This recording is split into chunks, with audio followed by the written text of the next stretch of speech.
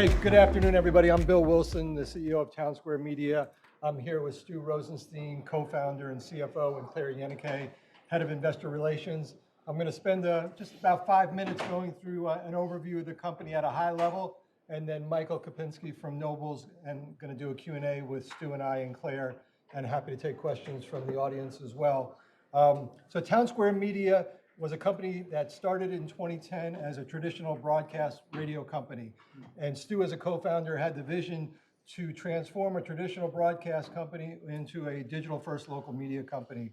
So fast forward 15 years to where we are today, that's exactly what we've done. 50%, over 50% of our revenue and over 50% of our profits are being driven by our two digital divisions. We have two digital divisions. One is digital advertising. Digital advertising is comprised of programmatic digital advertising, which is about 60% of our digital advertising segment.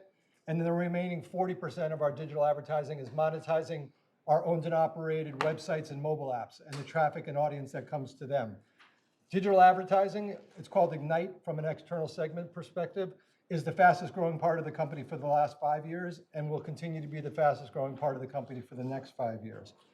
Our second digital division is a company we organically formed about 12 years ago called Townsquare Interactive. It's a subscription-based business where small and medium-sized businesses give us their credit card and we handle all of their digital marketing presence online. So that's handling their website, handling reputation management, handling their directory listings. We've deployed technology like a CRM. So we're collecting information about customers coming to their website. We're integrating that with their offline CRM. So if people are coming into the store and providing a mailing list or even a business card and a fishbowl, we're incorporating that into the CRM and then doing email marketing and text-based marketing to their customers. We're also doing lookalikes.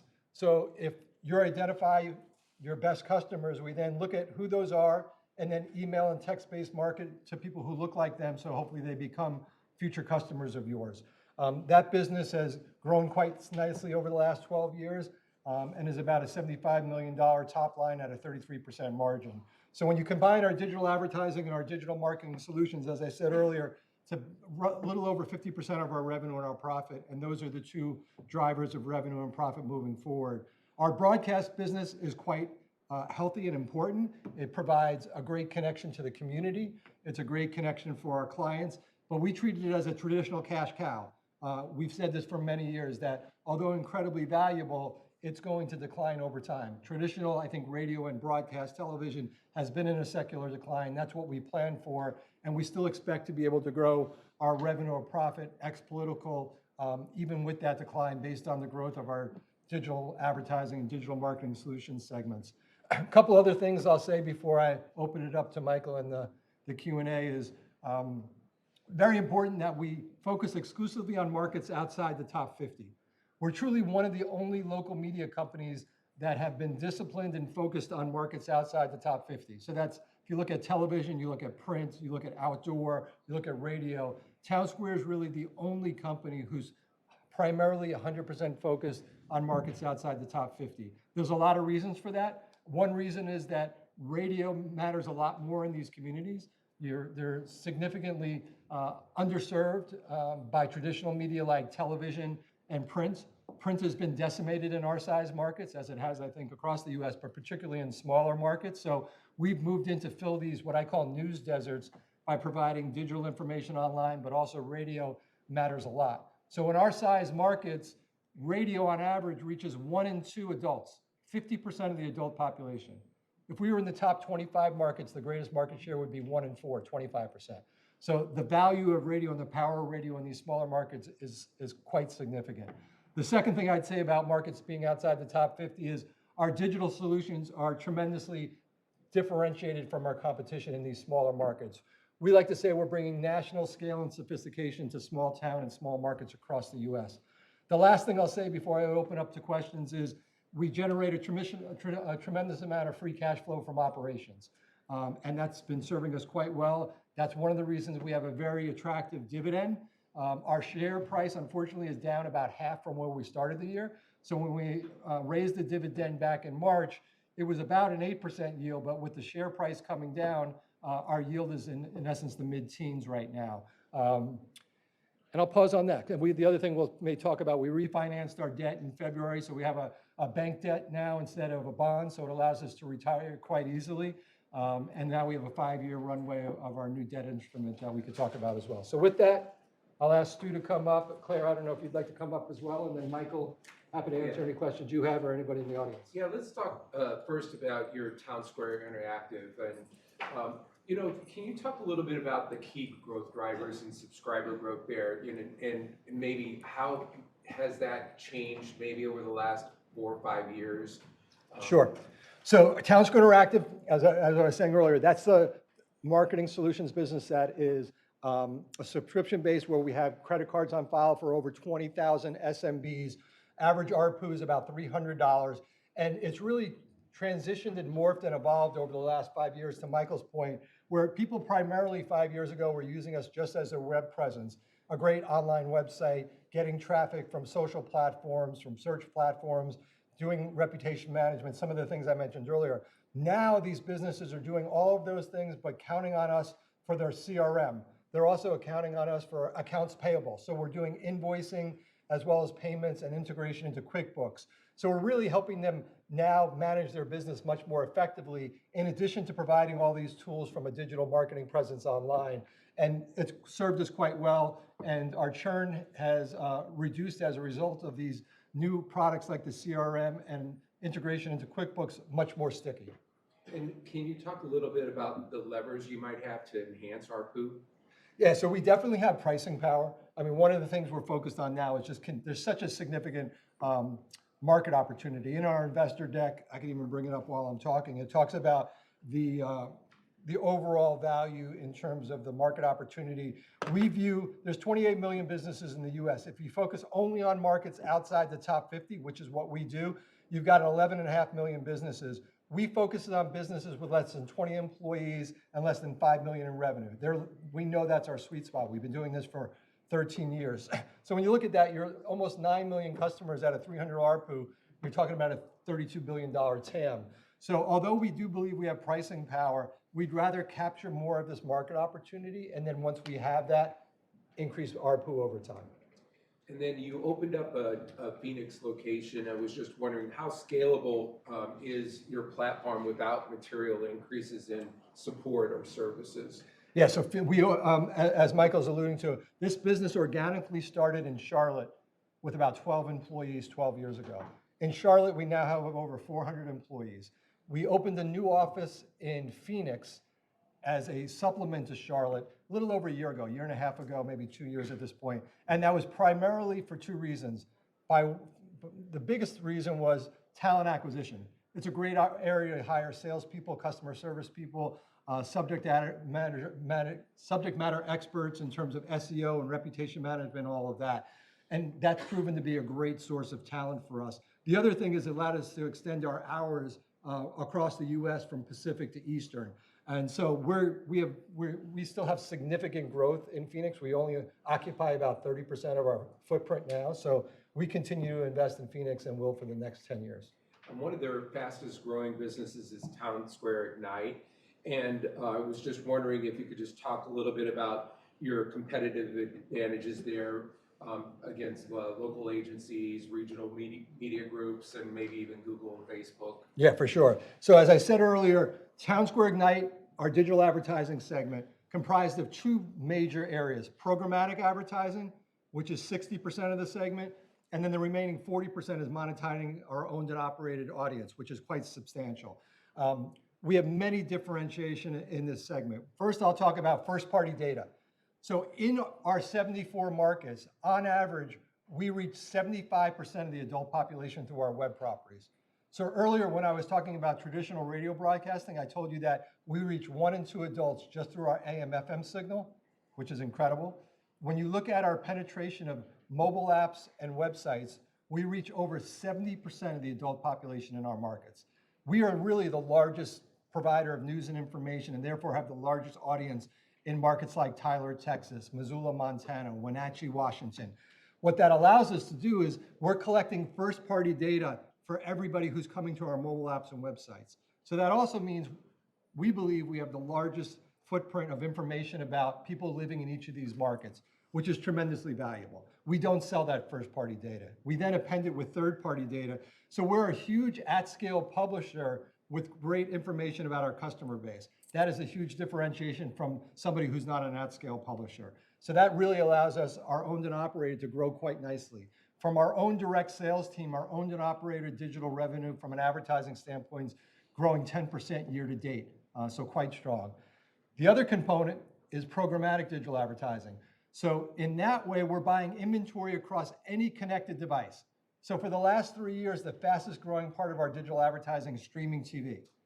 5 years ago, we couldn't sell a cable commercial. Today, it's our fastest growing revenue stream. So we're selling inventory through Netflix, inventory through Fubo, through Amazon, any connected television. We're also selling, the second fastest part of our programmatic is social. So we're selling TikTok, Instagram Reels, all of that. And in essence, we've become a full service digital agency in these smaller markets, these 74 markets that we're in.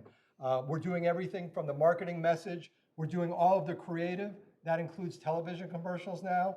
We're doing all the reporting and insights and all the media buying. So we've integrated with every major DSP, from Trade Desk to Simplify to MadHive to Xandr, literally every exchange we're integrated with. So we see 99.9% of all the inventory on the internet. We also have private placement deals with certain companies where we have first look for inventory. So it's highly differentiated vis-a-vis others in the space, be it Google, be it Meta, or be it a digital agency, because there's tremendous scale with this first-party data. And that is why it has been the fastest growing part of our business. The last thing I'll say before I turn it back to Michael is we've done so well here, and I think people have seen our differentiation, that we created a division 2 years ago where we're partnering with others in local media to do their digital advertising. So we've already announced 6 other companies who now use Townsquare Ignite as their solution in their markets. So we're able to, I'll give you an example. Summit Media is a radio broadcaster. They're private. They're in 9 markets. They were using Simplify before, and they now turn to us. They've doubled their revenue in 12 months. We expect to double their revenue again in 12 months. So that division this year is $6 million in revenue at a 20% profit margin. We believe over the next 5 years, just this partnership model can be $50 million in revenue at a 20% margin. Gotcha. And I was just wondering in terms of, Michael, we have a question. oh, so go ahead. What markets are you in South Florida? So right now we're in no markets in South Florida. Stu lives here, but we don't own any assets. Closest is Tuscaloosa, Alabama. Okay. Any plans to come into this market? Potentially, one of the things that's about to happen, we believe in midpoint 2026, is deregulation of television and radio. And we believe the caps, we're currently capped at, in general, owning 4 FMs and 2 AMs in any of our markets. So as deregulation happens, there's opportunities to move into new markets, swap into new markets, as well as do a lot of other things. So we think there'll be a lot of activity in the back half of next year. What is a typical customer spend with you, your monthly revenue? So on a digital advertising standpoint, it's about $4,500. On a traditional radio broadcast, it's just under $3,000 from an advertising on a monthly standpoint. Yes, sir. Just curious from an attribution standpoint, right? You had a 70% metric there in reach, and I believe it's 1 to 50% for the radio. How are you getting attribution on actually reaching that customer versus an individual user?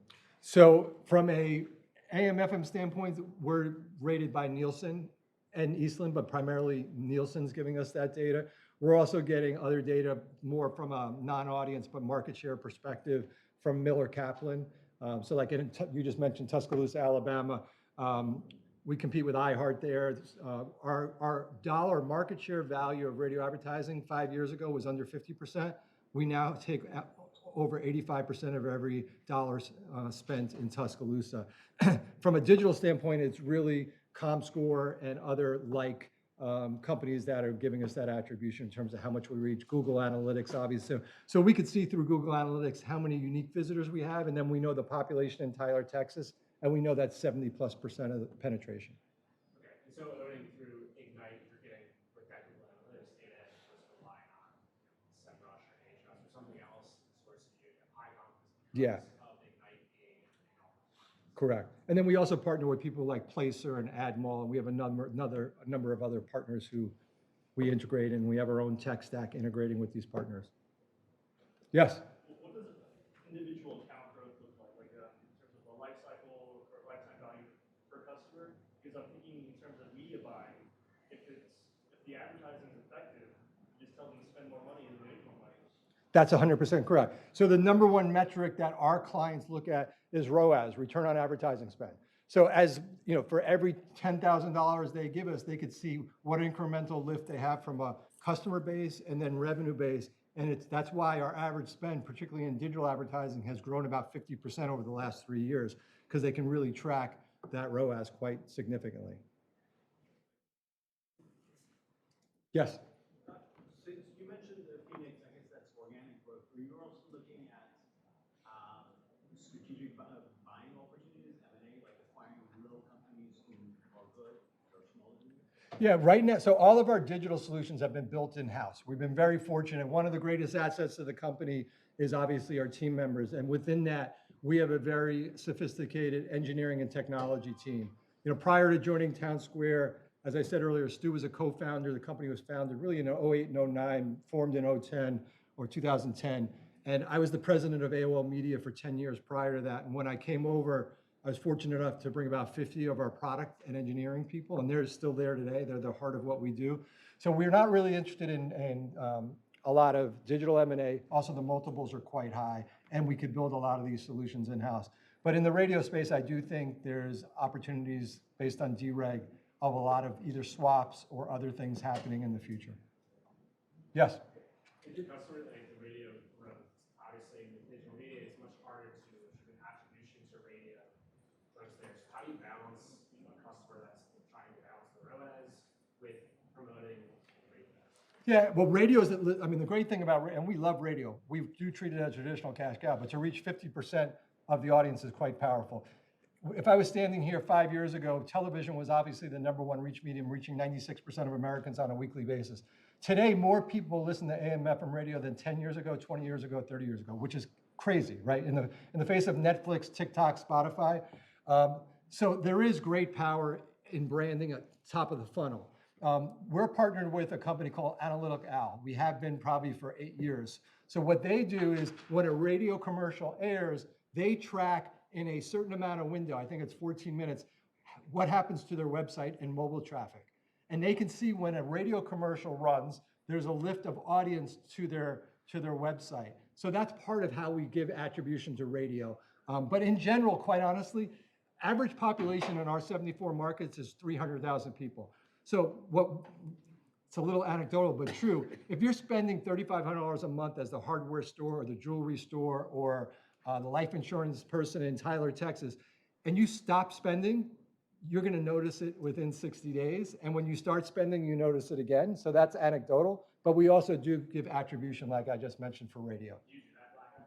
Yes. Yeah. Okay, I got another question. Yeah, Michael. So if you go back, how much headroom do you think still exists to grow digital revenue within your existing local client base? So organic growth in digital, both on Townsquare Interactive, which is the subscription business, and Townsquare Ignite, our digital advertising, we expect that to be high single digits CAGR for the next 5 years, organically. Putting aside any acquisitions of more markets or anything, just pure organic growth, high single digits. Growing our media partnership division, which I mentioned this year, 6 million, next year 12 million, we think 50 million. We'll push that up even more, but just based on same store sales of our assets now, we expect our digital revenue to grow mid to high single digits, call it 7-8% CAGR over the next 5 years. You gave some parameters in terms of your third-party growth initiative. Why don't you believe that could grow faster than what your parameters are expecting? I believe it can grow faster, Yeah. but we like to obviously be somewhat conservative and make sure we achieve those goals.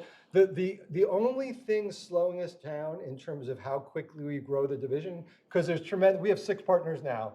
We have a pipeline of literally over a dozen.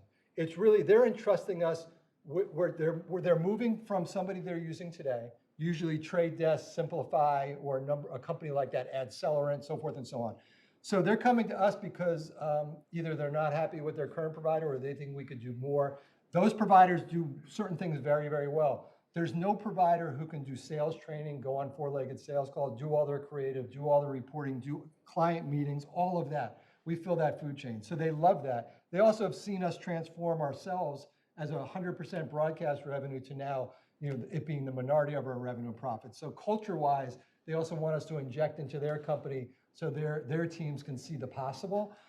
So I think we can grow quicker. We just want to make sure we excel at every partner we bring on, and we do that very judiciously and carefully. 5-minute warning. Thank you. And I guess now, with the dividend yield where it's at, investors always look at that kind of a yield and say, is that sustainable? And so maybe, Stu, you might want to talk a little bit about the free cash flow generation. You might want to talk a little bit about the interest rates, they come down a little bit and what that means in terms of your interest rate expense and, Sure. kind of give some parameters about your free cash flow. Sure. So we're perennially between a $90 and $100 million EBITDA business a year, depending on political and non-political years. We have between $35 and $40 million of free cash flow each year. So paying $13 million for, our dividend is, it's safe, it's viable. We think it's really good to, reward our shareholders along the way. And it doesn't prevent us from paying. I'm sorry? How many shareholders do you have? Well, meaningful shareholders, probably 30 companies, but we have a ton of shareholders. Total shareholders? Total shareholder shareholders, I don't know, a couple hundred, maybe 1,000. I don't know. What shares I can tell you outstanding? for sure that we very thinly traded. We sell 40 to 50 million shares, 40 to 50,000 shares a day.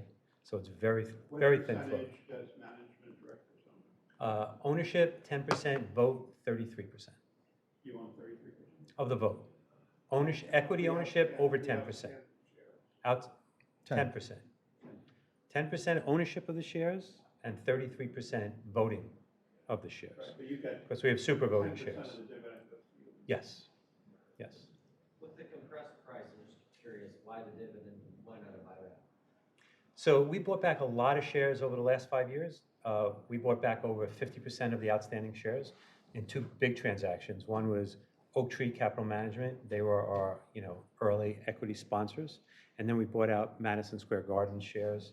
They owned about another 20%.